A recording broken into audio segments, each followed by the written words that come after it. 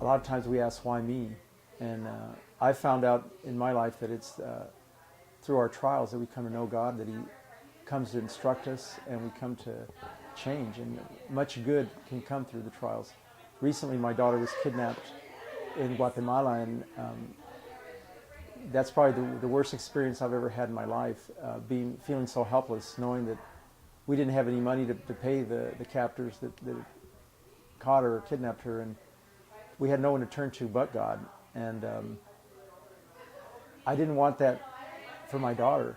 I wanted her. I didn't understand why she was going through those things, and I pleaded with God to bring her back home safely.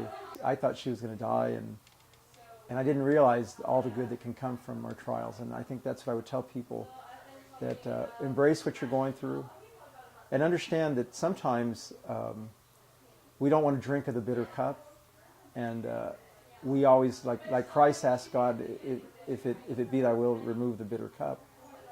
But God didn't remove it, and He had to drink of that cup. And many times it's the same with us.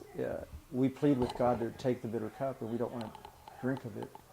But it is by drinking of it that we're going to grow, that we're going to learn, and that we're going to come to know our purpose in life, and we'll be instruments in God's hands if we endure it well and keep a positive attitude. And so I would encourage people just to reflect on that and to know that God is aware of our circumstance. He is ever present, and He's in the details of our lives. Everything that happens to us I think, is designed to bring us back to Him. We are drifted so far away from Him that sometimes it is only through our trials that He can get our attention. So pause today, think about the hardest things that you're going through in your life, and try to figure out what is the lesson that God is trying to communicate to you through that trial, and embrace that lesson.